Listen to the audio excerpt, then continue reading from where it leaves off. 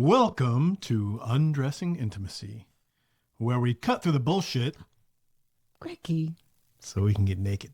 you can't say that. Why not? How would you say it then? Well, maybe more like, welcome to Undressing Intimacy, where we undress emotionally so we can undress physically. That's exactly what I said. Not sure what the problem is.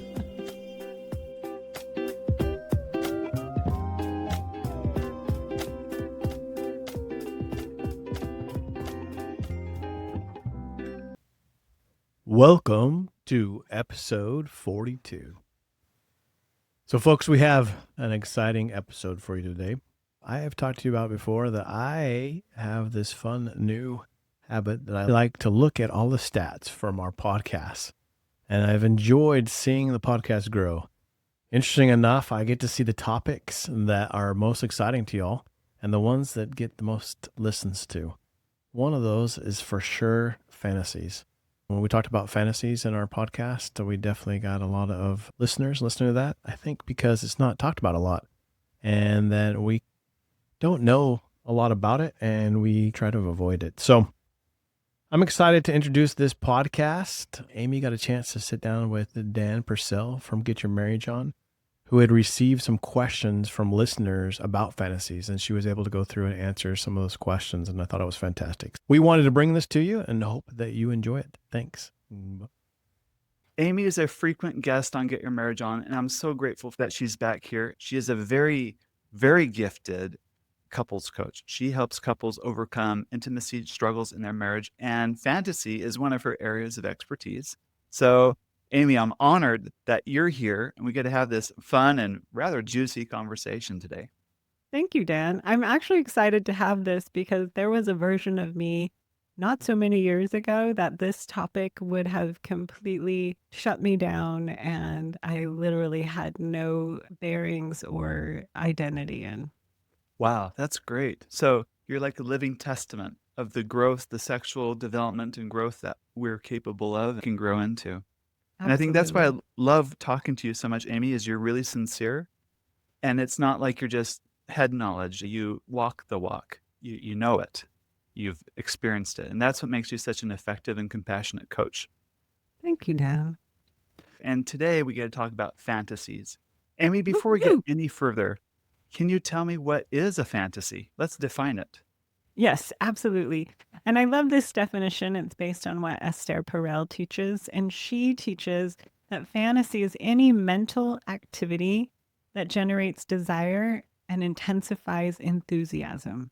I like so if that. you think about, I like it too, all the different ways this can happen, right? Whether it's sights, sounds, smells, touches, memories, meanings, times of day, words, all the different contexts, play, freedom, anything that intensifies desire and enthusiasm. What makes fantasy so amazing is it allows us to take familiar things and create mystery around them, or take ordinary things and have them become extraordinary, or to take a very familiar partner and find new ways to interact with them. And so it's such an open, imaginative, creative new space that people sometimes are a little bit alarmed by what their imagination conjures up. I like that because you're waking up to the next person every morning for years, but in fantasy, it could be a new person. Like it's seeing your same spouse through fresh eyes, and that could infuse the marriage with this newness, this novelty that it craves.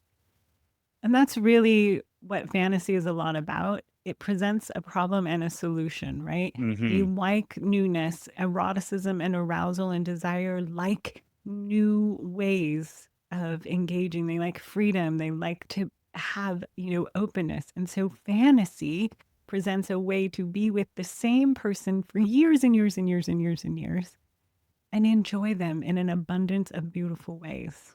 So you have the familiarity of the person you love and that has been chosen, and you have the trust that's been established there. And then you allow the fantasy to create the extraordinary out of the ordinary, because there's no limits to our imagination. There's no limits to our creative capacity and the ability to create desire and enthusiasm. Our minds can be intensely creative. And so Yes. you can have what's familiar and trust that person, and you can also go anywhere with them in fantasy, as long as there's consent. Right. Yeah, we're doing this all above board for sure. But Yes. so I'm wondering, Amy, what are some common themes that fantasies fall into, or maybe categories? And these can Mm. be, people are drawn to certain storylines in movies or stories for a hmm particular reason because they resonate hmm with our eroticism. What are some of those common themes? A lot of the themes are really kind of polarizing, meaning you like the surrender and the captive, you like the experienced and the inexperienced, you Uh-huh. like the forbidden or the taboo, like we shouldn't be here, we shouldn't be doing this, or I don't know you, or this like the one night stand type idea, or what if someone finds us? A hmm lot of those types of themes are really popular. Another theme that's really popular is to be the center of attention, almost like Yes. worshipped. And I don't mean that in a sacrilegious way, Uh-huh. Uh-huh. but to have all of the gaze and the attention and focus on you. And this is often the person who, in their daily life, wants none of that. And it's part of where fantasies um, allow us to expand, because in our day to day life, you may be someone who wants nothing to do with a spotlight or attention or being known. But in the bedroom with the fantasy, you can take on this whole other persona. Same with someone who really likes to be in control and have a plan and always be on top of things. In Right. fantasy, in the bedroom, they may completely switch and want to be in a complete position of surrender and overtaken or something like that. And it allows us to explore all of these sides of ourselves, and some that even sometimes collide with how we like to view ourselves in our daily life. I wonder if some people think if fantasies are good or bad. And I like to take the stance that they're not inherently good or bad, they're neutral, but it's what Mhm. you do with them. In other words, do you let your fantasy control you and it's consuming? Or are you in charge? Are you in control of your fantasy? So I think it is maybe dangerous when we overly obsess about a fantasy or it takes on too much power or control in our life and it runs our Mhm. life. That's not a healthy Mhm. way to live.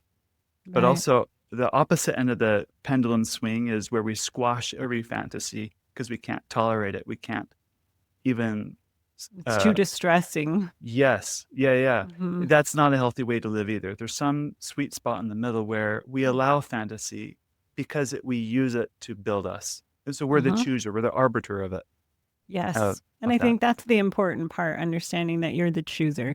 You ultimately do have control over your imagination and what parts you choose to embrace and develop. And you also do this in context with your spouse, right? This isn't just a solo activity. And some of Right, the right. things that are very enticing and increase enthusiasm for you may not for them. And so you're like, well, that's fine as a fantasy, but in the context of this relationship, it's not going to produce much fruit. So it's not that it's bad or shameful, but let's find more collaborative space. I think what could be good or bad with fantasy is if it's used to control or shame or used as some type of manipulation or in a way that doesn't respect both partners. That's true. You can also use fantasy that will create more distance or as a way to escape the marriage. Mm. Mm. Some people could be fantasizing about someone else, maybe specifically, or just something that basically is a way to escape from the demands that the relationship offers and or requires. And that's probably a misuse of fantasy if your goal is to stay married long term, that is. Right. I do see sometimes the fantasy becomes more important than the spouse, than the person Yes. who's live and with them. And again, while there's nothing wrong, most, for the most part with fantasies, if having to have that fantasy becomes more important than loving the person that's actually next to you, obviously that's problematic. Right. There's also a category of fantasies that just should live in the fantasy world alone, nothing to be enacted in real life. And there are some fantasies that are fantasies. As humans, we want what we can't have. Mm-hmm. If you have it, then you don't need it or want it anymore. So there's going to be a large category of fantasies that might fall into the area of These are things I don't have or can't have because of the situation I'm in or the person I'm married to or because of some agreements or commitments or vows that I've made. But in the Hmm. fantasy world, it allows you to kind of have things because we always want what we can't have. It also allows you to have freedom of choice, right? Remember, Right. most fantasies you don't actually want them in reality. That's what's so different about a fantasy. They really do stay in your imagination, and they're used in your imagination to create the mystery, the desire to transcend a reality maybe that you live in now. Not that there's anything wrong with that reality. This is not a lack of, this is just adding that life and energy. And so that's why a lot of times the forbidden and taboo is so enticing in reality, because it indicates that capacity to choose. But if you actually could choose that in real life, you wouldn't. Right. Right. Oh, well, this is going to be a good episode as we get into questions in just a moment. And these are questions that our readers have and listeners, podcast listeners, have sent in. I look forward to digging into those with you. And you just get the sense that the sharing a fantasy with a spouse can feel very intimate, right? I think it's actually one of our most intimate places because you Yes. can't hide, right? Like a fantasy exposes the most vulnerable parts of you, and parts sometimes we don't even understand. Yeah. But parts you want to play, or themes, or context, or meanings, or stories, or, so many, our minds do get revealed in fantasy. You might be completely comfortable naked with your spouse, like physically Yes. undressed, but letting you into my mind and what I think about, Into like, your erotic mind. Yep. yeah, Yep. well, that's what more That's intimate a sometimes. whole nother Uh-huh. ballgame. Who we are, in the light of day, dressed up outside the bedroom is one way, but we get to experience each other it's like a new dimension, this new place when we're highly aroused in another area Mm-hmm. that can take on different rules, different meanings, because it's like it was Esther Perel who said, Mm-hmm. sex isn't really so much of a thing you do, but it's a place you go. You And should I love that go. concept. Yes. Mm-hmm. We're stepping into a place where we can set kind of different rules, things that kind of excite us, things that Mm-hmm. we may never say certain words outside of this very context, but in this context, they become fuel. They become very arousing in that Yes. moment. Yes. Just like when you read a fantasy novel, right? Like it takes you to a different world, a different place, a different cast of characters. And by reading it, it doesn't mean that you actually want to go to that world. But No. are you enjoying themes and stories and plot lines and tension that's created by this unique place and unique world and unique dynamics? Yeah. And that's what we can do with our minds, right? Yes, and with our spouse, and that sounds really And exciting. yes. And it's a great place to be able to play with the person you love and care about the most. Great. So the format today is going to be a little different than our standard episodes. This is Q&A. We've invited our listeners to send us questions, and we've got lots of questions. Many of them are so good. We're not going to go through them all, but these questions have been, some of these are really vulnerable questions. We'll keep the person that asked the question anonymous. I'll read the question and we'll have a conversation about each one, and then we'll get through those. How does that sound? Sounds fabulous. Great. So let's jump right in. Our first question has to do with a fear of having sexual fantasies, fearing our own sexual fantasies. This is what a husband wrote in to say. He said, I'm ashamed of my sexual past and fantasies. There are things I have never told a soul about, and things about my sexual desires and fantasies that I am ashamed of. If someone, especially my wife, were to know that I thought or experienced certain things, I don't think she could ever love me again. I have trouble even loving myself when I think of these things too. Yet on the other hand, these sexual desires seem so real to me, thinking about them arouses me. So I'm ashamed that I am aroused by these thoughts or fantasies. As a result, I tend to clamp down my sexual thoughts and stay far away from anything related to these ideas out of fear that it might arouse me. I work hard to keep up a persona that I am above all of this, but sometimes I just feel depressed and exhausted when I succumb. What am I to do? I have a lot of compassion for this gentleman. I feel like I have coached so many clients in this same space. And so first, I just want to extend compassion towards him, because it is a conflict that many people experience around fantasy. Yes. And it is representing that tension between this is what I would do in my daily life, and this is where my mind psychologically goes to find that erotic tension of arousal. Right, right. And kind of fearing our sexual fantasies, or like, really, I'm turned on by that idea. Mhm. That's not uncommon. Not at all. That's a normal part of being human. It's kind of weird. There are a lot of themes or context or situations and circumstances in fantasy that you have to realize are different than what you would actually want or choose in your daily life, or some people would say in the light of day or outside of your bedroom. And that's because they're inherently representing play Uh-huh. or the ability to move into a different space where there's more contrast, where there's different meanings, where there's different themes. And the contrast of those actually create the erotic tension and arousal. And it's very normal for people to question, like, is that really me? Like, how do I navigate the difference between who I am, like, say, in my day-to-day life and what comes to my mind in sexual fantasy? Can you give me an example, maybe from a woman's perspective of what this might look like? Yes, I can give you a lot of examples. Okay. So, from a woman's perspective, I was coaching a woman once, and her husband had been through some difficult challenges in their marriage. Mm-hmm. One of them being that there was a period of time where he was involved with prostitutes. Uh-huh. Obviously, very painful and hurtful, and they had healed from that and had worked through it. But she was very confused by the idea in their bedroom that the idea of being a prostitute was so arousing to her. Right. Uh-huh. The conflict in that, like, why would I want that when it was something that was so hurtful to me? Right.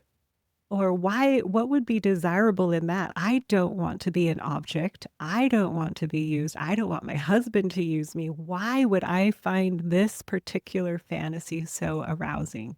And Uh-huh. that can be the conflict that comes up. But one of the things I want to say is what fantasy can often do is present a problem and a solution.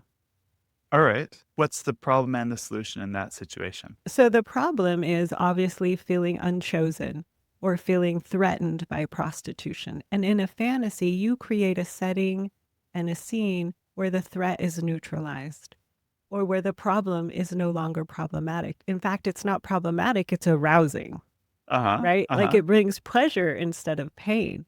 Uh-huh. And over and over, I find this with different men and women in different settings, which I think we'll talk about later. So I won't spill all the beans on that. But Uh-huh. that often fantasy is a pathway into our deepest vulnerabilities and desires, but they're presented in such an imaginary or coded or a new way that we have to see them a little differently, and playing with different contexts and themes and meanings. And that can sometimes open things up. We have a lot to talk about in fantasy, but there are so many fantasies that I hear from people that they find troublesome until they understand more of their meaning. They worry that they are somehow immoral or sinful Or and deviant. And they or don't want to be deviant. seen that way. Right. Right. And that's why They they're stuff and so, hide that yeah, aspect of it's them. such a vulnerable place to share with your spouse because you do fear their rejection or their judgment. And even thinking of a problem and a solution, often fantasy lives close to the line of disgust. Yes, it does. And you're Why is that? playing, they're close to each other in the brain. And so, Right. in the state of arousal, something that you may find disgusting when you're not in that context of Uh-huh. arousal, may actually be very arousing. And so, just knowing that arousal can change a disgust response.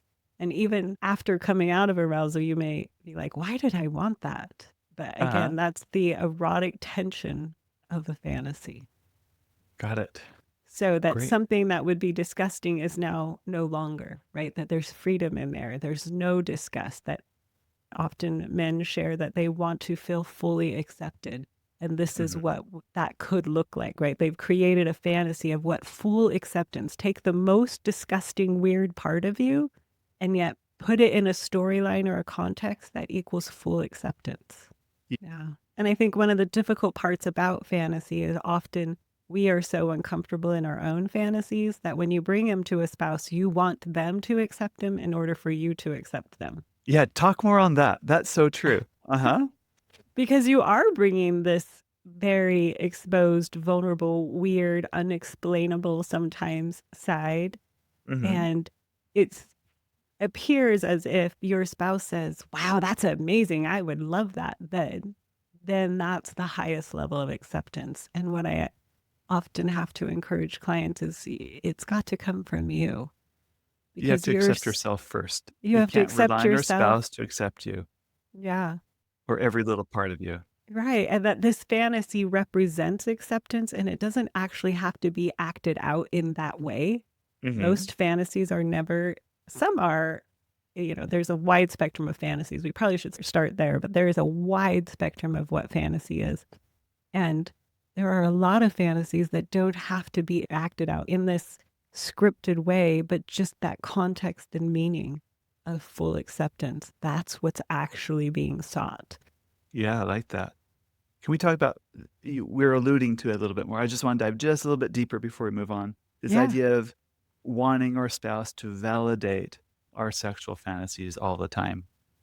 And usually I see this with the higher desire spouse, the person who thinks more novelty is better for the marriage. They're the ones more creative ideas for what to do in the bedroom. And they're with a spouse that doesn't agree at the same level, at least, with all of their creative ideas. But they expect their spouse to go along with it all the time. And then what are some of the problems that happen when you set up the marriage in that way? There are a lot of problems. Let me see if I can remember all of them. One of the first ones being is often the more spontaneous, or the spouse with the fantasy is viewing themselves as better than or more developed in their sexuality. Yes. When their fantasies can actually be suggesting the exact opposite. They can actually be about seeking that validation and about their own insecurities. And so what their fantasies might actually be exposing is their sexual insecurity, and they just happen to have a lot of it. So having or not having fantasies isn't a sign of sexual development. Right. And so that's one of the first places we start. And the fact that so often the spontaneous or one with more fantasies is labeling this particular style as a fantasy.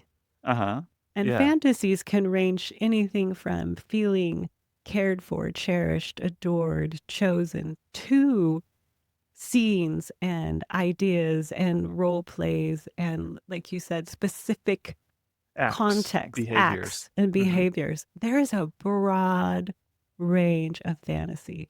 Some people just want to feel fully teased or fully dominated, and some want to be dominated, right? There's such a broad spectrum that if you are assuming a fantasy has to look like a script, then you might also be missing out on your partner's or your spouse's type of fantasy. Oh, that's good. That's good.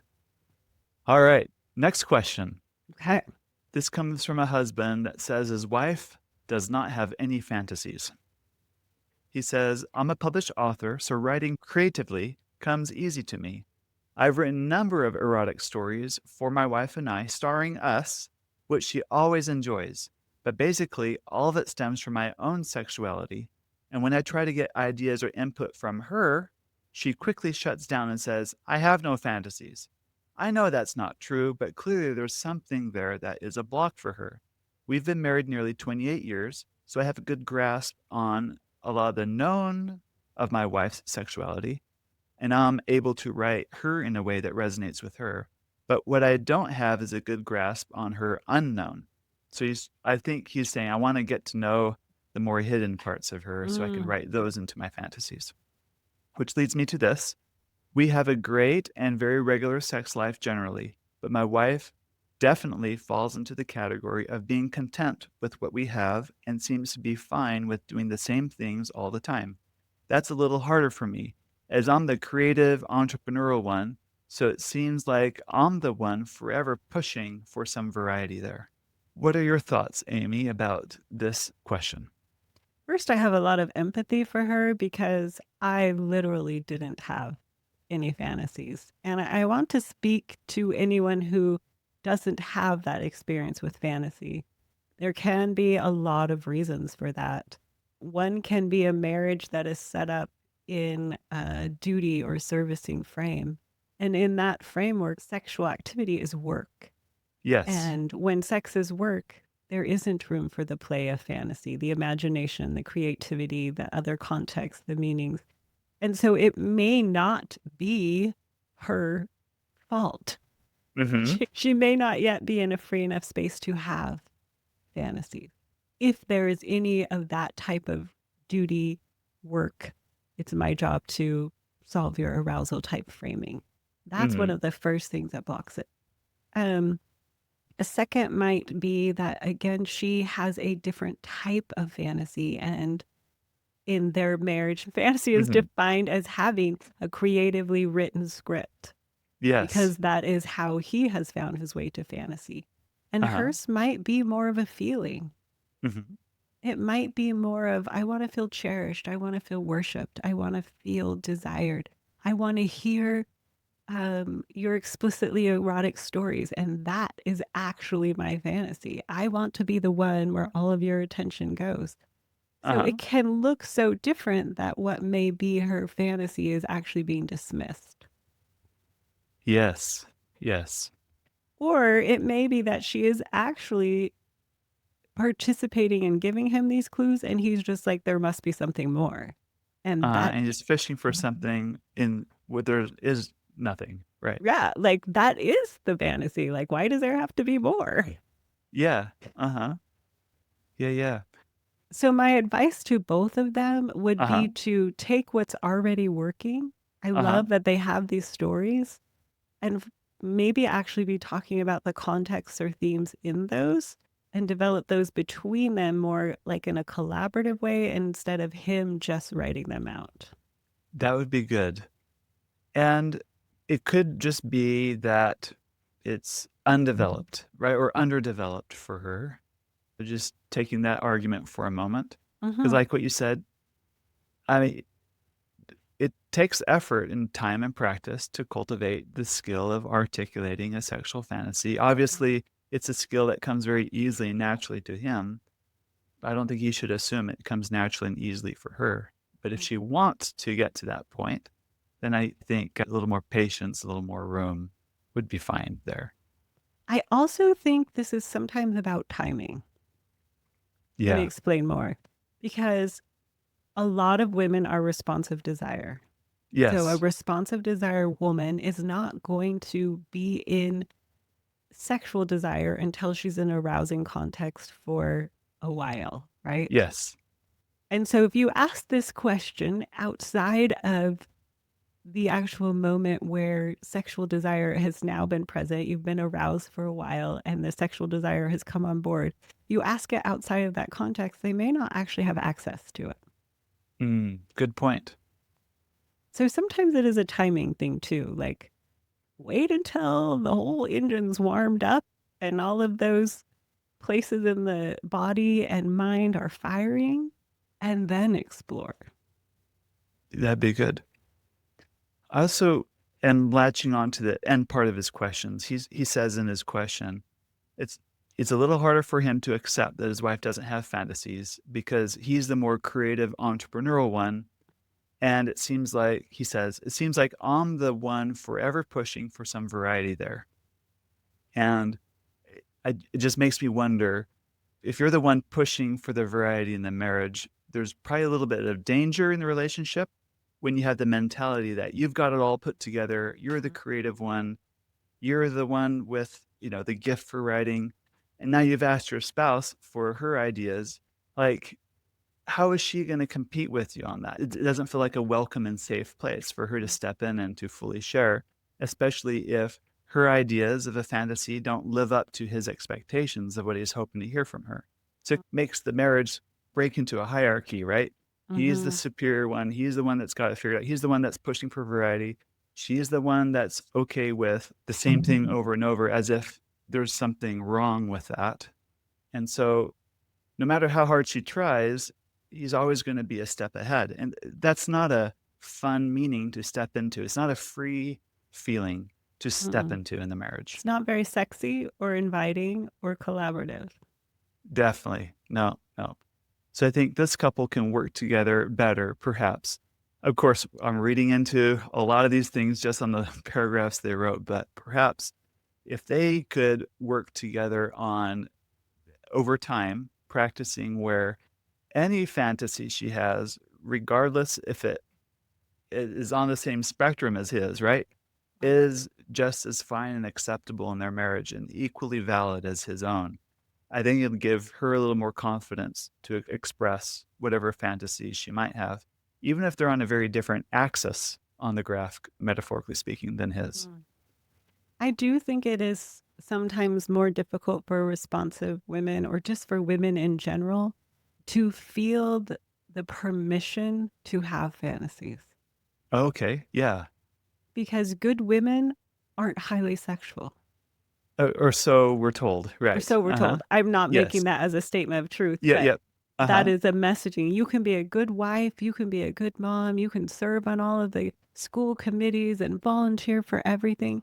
And no one really portrays a strong woman who's okay in herself, who's devoted to her marriage and her children, as also being highly sexual and having that permission to want or to desire or to have fantasies. And so just the lack of even role models or discussions or portrayals of this can be challenging for women to recognize my sexuality is an integral part of me. I have an imagination, I have a mind, I have desires. What are those leading me to in this realm? That's good. That's good. Love that. And you're a good role model, and you weren't always that way, which makes your No, not story, at that's all. great. I share it with many people, so it's not that there's anything special about me. There isn't. I think it's just recognizing what's available to you as a woman that I didn't recognize was available, and being able to have that offered and shared with me, then I want to share that and offer it to others. You can be Great. a very, very moral, virtuous woman and have sexual fantasies. All right. The next question, I think, is a fantastic question. A lot of people have this one. It's talking about fantasies with your spouse, which is really hard to do. We can talk about why that's hard to do in a moment. But this person is asking, do you have any tricks or tips for us, a way to ease into talking about fantasies if we're not used to doing it? This is what he says. I have wondered about sexual fantasies and what might be an easy on-ramp for couples who would like to explore this, but in a way that is safe for both spouses. So what framework or boundaries would be worth putting into place, and what sort of things might it be good to discuss before diving into this? Great question. First, I want to say I don't know if there is an easy on-ramp. I'm glad you said that. So let's just state that I think this is just generally uncomfortable and very exposing and kind of anxiety inducing. It is parts of us that, again, we don't show to anyone, hopefully, except our spouse. And we don't talk about in the general population or in general discussions. And there's good reasons for that. And so it is going to be probably awkward.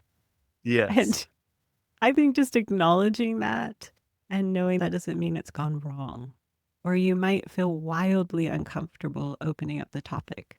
That makes a lot of sense. And I think there's this inverse correlation of intimacy and anxiety. And what I mean by that is the more intimate things become, the more your anxiety spikes, right?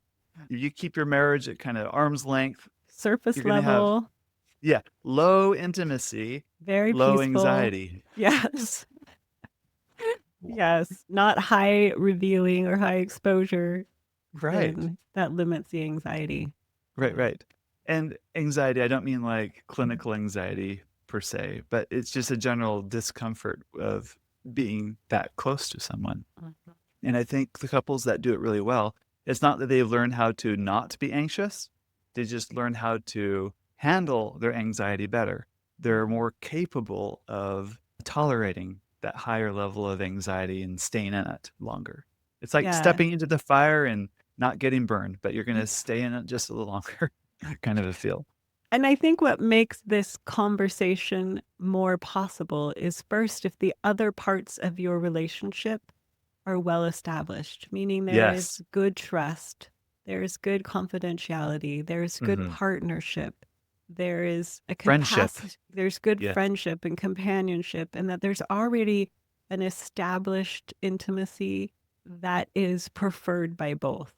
Meaning that if you are in like a duty framework or a servicing framework, or you're having fights over intimacy all the time, it's Uh-huh. probably not a good time to bring up a fantasy. You've got some other things to work out Right. first. If you are working through betrayal or some other, deeply troubling relational thing, it's probably not the time to bring up fantasies. I think the other thing is, if, let's say, you do have good intimacy in general, you have a good partnership, you have a good relationship, there's high amounts of trust already, then if you're going to enter into this conversation, it has to be in the framing of, this is not a to-do list or an Right. expectation that I'm bringing to you that now you have to produce. It's an exploration. That's Yes. what it is. Yeah. Yeah, because if there's any edge of, okay, now that I said I have this fantasy, you have to do it, whether or not it was intended that way, but the receiver of that fantasy might, just by upbringing, think, oh, I need to do everything he or she wants to make him or her happy. It's not going to be helpful either. So just understand this is neutral. This is just an exploration. An exploration. And I think even having the freedom to understand some of the meanings of fantasy. Yeah. Again, wanting to be seen, wanting to be known, having an imaginative context that allows you to explore your deepest vulnerabilities. This is Yeah. what fantasies often represent. And so if you have that context first, then you can explore the meanings of those. And it doesn't have to be this specific act or this specific position or this specific role play. You can have a lot more collaboration in those meanings. I love it. That's great. Which leads us to the next question, which is related. This person says, my spouse disrespects me when I share a fantasy. This person writes, how do you go about either feeling awkward telling your partner your fantasy or telling them that you're wanting completely changing it or turning it, saying you only want that because, for example, you just want other guys to hit on you, or feeling awkward in what they say is theirs, even though they're trying to only not fail or not do it to their expectations. I don't know if that was really clear, but I Yeah, think that was the a idea little. is, what do you do when you share a fantasy and it's not received the way you want to? Or I think the meaning is misinterpreted. Yeah. And I think that's the helpful part of understanding yourself first. Yes. Let's imagine this person is sharing. It sounds like maybe let's make her female. I don't actually Okay. know if this is male or female, but let's make this a female. And she has a fantasy of being hit on by By other another men. man in front of her spouse. And if you are believing that fantasies represent what you want in reality, that would be a very threatening thing to share. Right. If you are understanding that fantasies often represent a deeper vulnerability, a threat that gets neutralized, like jealousy, wanting to be, a lot of women fantasize about being captive or controlled or overtaken. Yes. There is nothing about that fantasy that they want in real life. Right. Right. There's nothing that a lot of couples want about their fantasies when they actually share them with me. What they represent is a vulnerability. And so it may be to her that having another man hit on her is one of the biggest threats to her. That she feels that would jeopardize their relationship the most. Yes. And she has then created a fantasy around that, because in fantasies, you're always safe. You're Threats always are in control. neutralized. You're always in control. No one's Yep. ever harmed. Mhm. And pain becomes pleasure, or fear becomes arousing. And so Yes. you take some area where you feel extremely vulnerable. Or maybe it's an insecurity that she doesn't actually know if she's worth wanting. And so this other gentleman represents her being wanted in the face of her husband. That doesn't Right. mean she actually wants someone else to hit on her. It's exposing her own vulnerability and uncertainty about her desirability. So if you're the spouse on the listening side receiving this fantasy, if you're the husband in this story, instead of immediately jumping into what you want, who is it? Who's the guy that you want hitting on you? Right. Right? That's What, I'm rather not than enough that. for you that you need someone else? What's wrong with me? Yeah. So next time, is she going to share fantasy with him? No. No. We got to remember, fantasies are just that. They're fantasies. Can we keep it the discussion or the understanding, the maturity in that realm? I think it would help both couples explore their sexuality and make more meaningful connections together. And there are cases where one spouse shares a fantasy and the other can even acknowledge, okay, I see that meaning for you. I see why that's enticing, but I just can't join you in that.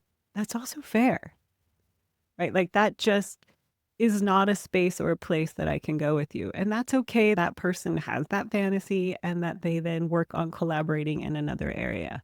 Just because you have a fantasy doesn't mean that relationship has to enact that or has to become a part of your sexual script. It is just one of the many possibilities. That's great.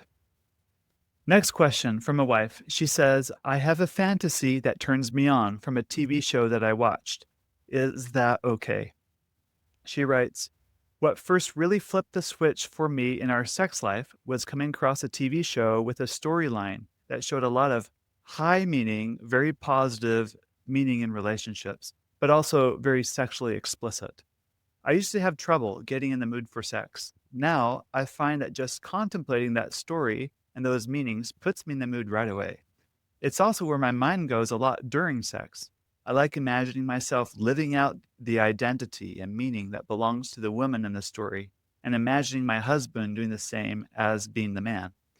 But is this a form of breaking contact with my partner if my mind is always going there?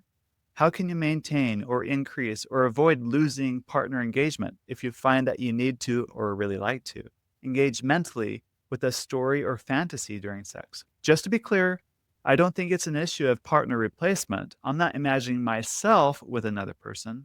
I'm imagining the woman in the story being with the man in the story. And I just find it really energizing to think about these couples and their dynamics. But I still wonder whether it's an issue of partner disconnection. I would say this is a perfect example of psychological fantasy and arousal that is very healthy. And we Yes. often come across those meanings and contexts in literature, in our culture, in life experiences. And she happened to come across this in a TV show. Uh-huh. This is one of the rare TV shows where the woman in the show is actually portrayed as a very intelligent, capable woman, and also very in touch with her sexuality. And so it does have a lot of rich context and meaning. And I do actually tell a lot of women that I coach to check out stories, to check out storylines and contexts, because there's sometimes so much richness and depth there to grasp onto. Yes. And Yeah. that you can bring in to enhance your own sexuality, your own understanding, your own psychological arousal. It's very normal to have an arousing context that is helpful.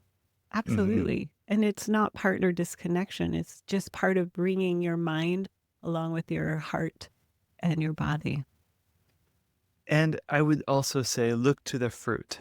Like a bad tree can't bring forth good fruit. A good tree can't bring forth bad fruit. What is the result of employing this fantasy in your sexual interaction with your husband? Is it strengthening your overall bond? Is it bringing you closer together? Or Mm-hmm. is it inviting disconnection and, what if it's moving you further away from your goals? I think that would be a telltale sign if this is helpful or harmful for your marriage. Yes.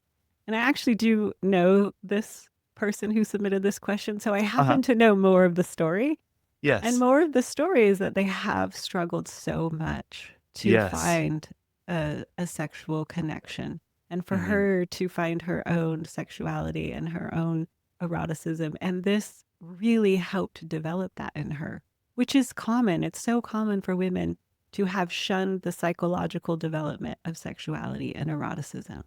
Right. So We this is categorically think it's all wrong or evil beneath them or something. yes, yes. And so this is part of her opening up, part of her development. And I also happen to know that their intimacy has gotten much more meaningful Hmm. and collaborative and rich. So Yes.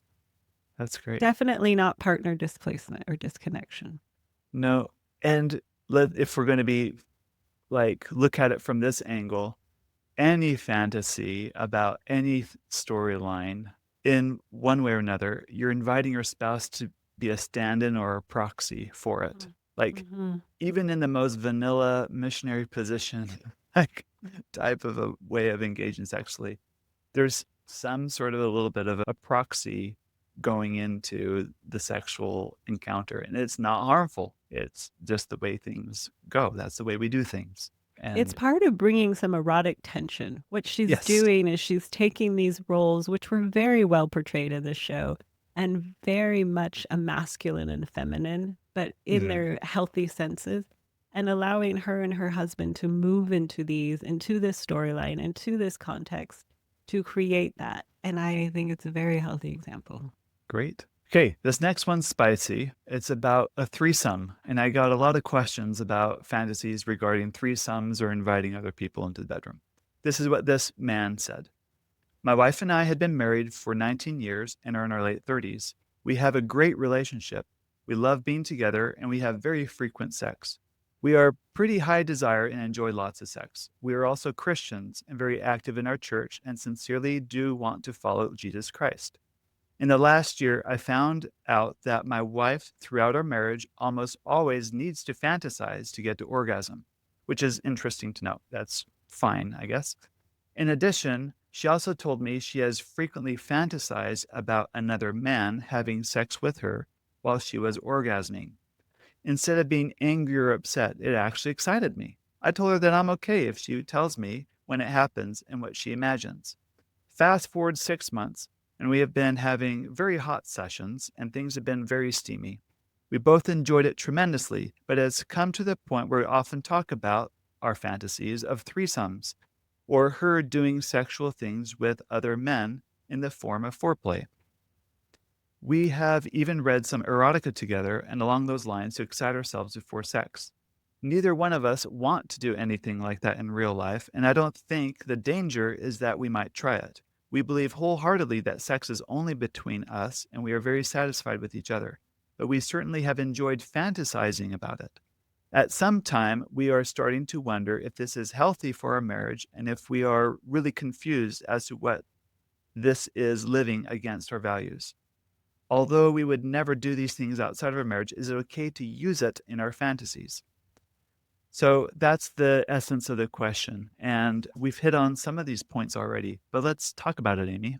Yes, What do you I think? actually get a lot of questions about threesomes, and people find it very troublesome because they, like this couple, have no desire to actually invite someone from the outside in. They have no desire to be intimate with anyone but their spouse. And so this context of a third person or a threesome in a fantasy can be extremely troubling, and they wonder if they're immoral or if something's wrong with them, and that's very normal. But I also Yet want to it's a say, compelling fantasy. it It's is, it's sexually exciting, right? yes. Yes. How do you Again, reconcile that? you reconcile often the meanings of this. And again, if you look at the meaning of a third person or a threesome, it is inviting in what would be a threat. A Yes. third person would threaten a relationship. It would be competition. It would be someone that could take your most dearly beloved away or all of a sudden you might be compared to them, or you may be less than or more than, or something. There could be jealousy, right? Yes. The addition of a third isn't actually usually about bringing a third person in. It's about playing with the tension of the threat is neutralized. There is no jealousy. In fact, Right. there's pleasure and arousal. And so what, again, you're doing is bringing in that threat and in the context in your mind. And that's what is really important to understand about fantasies. Fantasies are scripts you can play out in your mind, but you don't actually want them in real life. And what they're doing is creating that tension that allows for arousal. And I often find even that couples that accept this part of themselves more, it actually reduces desire to be sinful in any sexual way outside of marriage. It actually takes that away. Like it has a place to go. Right. Right. It's like a neutralizing agent in a way. Yeah. Yeah. This is that safe It place tames it. that can tame it and contain it. And it does take away temptation. Why? I don't know. You may have to ask God why fantasies were created this way, but it allows us to step into forbidden, but do it in a way where we have choice. It allows us to take things that would be the most threatening, and again, they become arousing. And I think what's clear with this couple, and what would have to be clear in any type of fantasy like this, is that there's actually no desire to enact Actually bring a third actually person enact in. it. Yeah, that this is a script that creates the forbiddenness, that creates the tension, that allows both people psychologically to move into a different erotic space. And that's what they're playing in. They're playing in the tension of that imaginative erotic space. And this discussion reminds me of another third person fantasy that I hear a lot of, and that's the husband wanting to see his wife with another man. And Or another they freak woman. out about it. Yeah. Yeah. Or yeah, exactly. Just Mhm. that idea of sharing their spouse, like in the light of day, that would be very difficult. But when you think about the meanings, I think in marriages, especially when it comes to a sexual relationship between husband and wife, it's so legal, it's so de facto, it's so assumed that, of course, I'm going to have sex with you. Who else am I going to have sex with? But in the fantasy world, the idea that other people find this woman just as compelling, just as attractive, and I don't own her. I was going to say, and I don't own them, right? It I has don't that own her. freedom in it, right? Yes. Now you're in a free meaning. You're in a choice meaning. Like it's not like I Right. have to or I should. It's wow, she's so Right. compelling that others want her. So do Right. I. And also a little further on that is, and she is free to have sex with whoever she wants. She can have sex with other men too. And yet the reality is she still chooses me back. There's this, I think that's why that particular fantasy, or one possible explanation why that particular fantasy is so appealing to a lot of men, husbands, but Right. also distressing at the same time. Like, why do Right. I really think this? It steps into the forbidden and the taboo, which always illustrate choice and freedom, because you actually have to have freedom to even pretend in taboo, right? And it also neutralizes the most threatening thing in a relationship, which would be a third person, right? Right. The jealousy, the competition. And so it actually opens up freedom in so many ways. So there's an underlying message behind this question that I think we should address now. And it's this idea as Christians, we do believe in monogamy. We do believe that that's really important. But would fantasizing about these things be, I don't know, a sin? Be somehow unsavory? Like before God, would we be condemned for even in our fantasies thinking about a third person? I think there's this underlying, am I doing something wrong in God's eyes with this? And maybe we're a little, as coaches, we're a little beyond the bounds of our expertise in explaining that. But I think it's worth talking, at least from a coaching perspective, what your thoughts and my thoughts are about employing fantasies that don't necessarily line up with black and white biblical teachings like this. They don't fit neatly into the gospel narrative. They really don't. And yet they do. Yes. So you aren't actually letting go of your morality. You are using themes and contexts and plots to actually bring you closer to your husband. You're using themes that help you step into your body. And the fruit of this, as you said, is actually looking at what this is creating in your marriage. Yeah. And the depth that this safety and vulnerability and collaboration brings is so powerful. Mm-hmm. I can't, however, say for every person what kind of fantasy would be considered moral or immoral. There are so Right. many nuances in there. I do believe that's an individual decision for you Mm-hmm. and for your marriage, and may have to do with your individual experiences and if there's any trauma involved. And I mean, there's Right. just like a lot of other factors in there. I think we always want the tell me this is moral, tell me this is Yeah. Give me the immoral. black and white. Give Uh-huh. me the black and white, list what's okay, what's not okay. And I Yep. feel like you could have missionary sex and it could be so violating, and you could do one of these wild fantasies and it could be the exact opposite. And so Be I, sanctifying. it Yeah. could be very sanctifying. Exactly. We hope you enjoyed that podcast from Amy. Thank you, Amy and Dan, for sharing that with us. And again, we would love for you to join us at langfordlifecoaching.com. That's LANGFORD, lifecoaching.com. And on that page, you can see all the resources we have, including all our past podcasts that we've been on and books and other things. And we would love for you to click that little button on the top there that says free consult, and we can have a chat with you. We're so grateful for this opportunity. Please go like and subscribe. By the way, you did a great job last time when I asked all of our Apple Podcast listeners to go in and give us some star reviews to combat the 1-star review that we've gotten. We got up a few stars, but we continue to love for you to go and review the podcasts on whatever platform that you're listening to it on, whether it's Apple, Spotify, Amazon, or whatever platform you're using. We would love it if you give us some feedback, give us some stars, like and subscribe to the podcast. That helps us out a lot. We appreciate it. Thank you so much for listening. And until next time, keep undressing your intimacy. Bye-bye.